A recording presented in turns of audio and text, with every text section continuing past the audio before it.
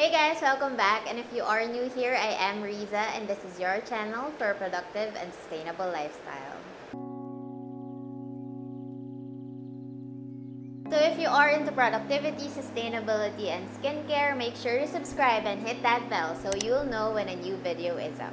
So today's video was inspired by all your comments and messages asking me about how I figured out life or how I figured out if I'm meant for business. So I compiled all the lessons I learned that can hopefully help you with all your after graduation dilemmas.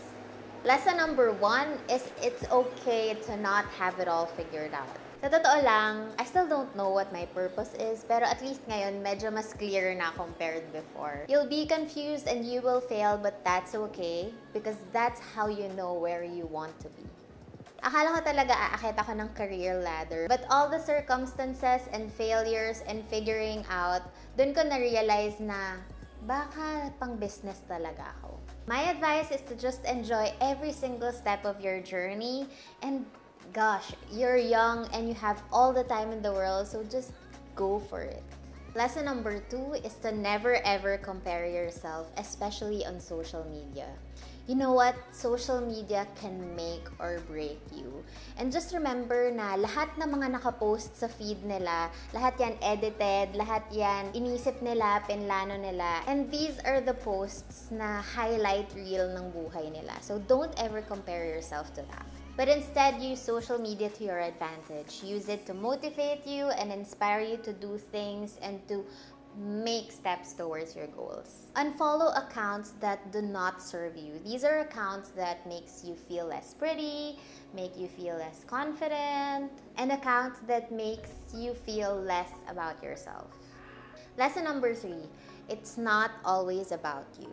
As harsh as this might sound, the earth doesn't revolve around you and you just have to deal with life. Life is really difficult, but you just have to have fun with it. And madalas, it's always about I, what can you do about me? I feel like this, so you have to treat me like this. But what about we shift our mindset to how can I give value to other people? How can I help other people? Diba? Lesson number 4, learn to say no. In the early parts of your career, medyo mahirap pang mag-say no kasi baka mamaya gusto mong impress yung boss mo o yung mga colleagues mo or sometimes even your parents. But along the way, magigauge mo rin yung sarili mo kung kailan ka mapapagod. Dati ako, I always say yes, yes, yes, kahit feeling ko hindi ko na kaya, basta go kasi gusto ko impress yung boss ko, gusto ko magkaroon ako ng salary raise and etc. And I feel like it's not very healthy for your physical health, for your mental health na yes ka lang ng yes. So, ayun, you have to gauge yourself kung hanggang saan ka lang. Because if not, mababurn out ka lang. Lesson number 5 is live in the now. Sometimes you get so anxious about thinking about the future, ano ba yung mga goals ko, ano ba yung mga kailangan kong gawin after graduation. But I also have to remind you that you have to stay present, cultivate the right relationships. Stop flaking on your friends or your family. Go out with your best friend, yung mga sobrang tagal nyo ng pinlano and nadodrawing lang lagi. So yun, live in the now and make the best relationships. Lesson number 6 is get insured. I got an insurance policy when I was 24 and I wish I started earlier.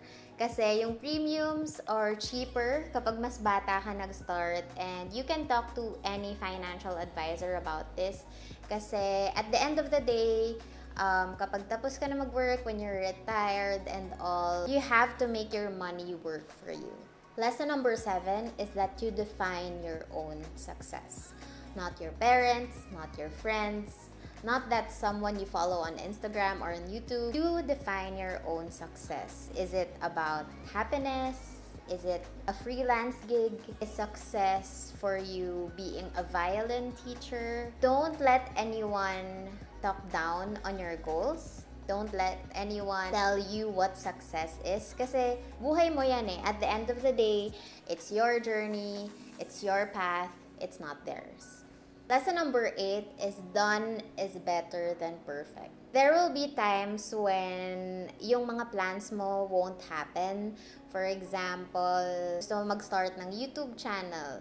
Ang dami mong magiging dahilan na, ay, wala pa akong magandang camera. Ay, wala pa akong magandang ring light. Ay, wala pa akong magandang mic. I know that because that's me. Before you do something about your goals. Minsan, kahit half-baked pa, kasi ako before, sobrang perfectionist ko. Dapat plansyado lahat ng plano ko before ko i-execute yung mga gagawin ko for my goals. But that's not always the case. Sometimes, you just have to take that leap even if you're still half-baked. Lesson number 9 is be relentless. This is about being persistent. Hindi yung kapag nag-fail ka na once, biglang ayaw mo na kasi, this is not for me. This career is not for me. Freelancing is not for me. No. Failure is not the end of the line. Actually, sometimes, mas nilulook forward ko na mag-fail ako ng mas mabilis. Kasi if I fail quick, I learn quick. And time is of the essence for me. I just have to keep trying on things. And I try to be always on my toes. Kasi feeling ko, kapag komportable na ako sa isang bagay, I feel like dapat may ginagawa pa akong mas nakakatakot. If that makes sense. I don't know. Ganun lang siguro yung personality ko. But going back to my point, failure is not the end of the line, so just keep going. And you know, sometimes you'll fail more than you're willing to try.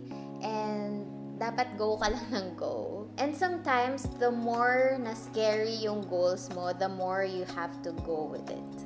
Lesson number 10 is values is more than skill. Lagi kong sinasabi sa team ko to na you can be the smartest and the most talented person in the room, but if you don't have ethics and you don't have values and you're rude and just mean to other people, employers won't need you, businesses won't need you. So, cultivate the right relationship, sabi ko nga kanina, and be the kindest person you can be. There you go. So, I hope meron naman kayong napulot sa ating video today. So, if you want more videos like this, don't forget to like, comment, subscribe, and share this with your family and friends. Sending love and light your way, and I'll see you on the next one. Bye! Dog dito? Ah!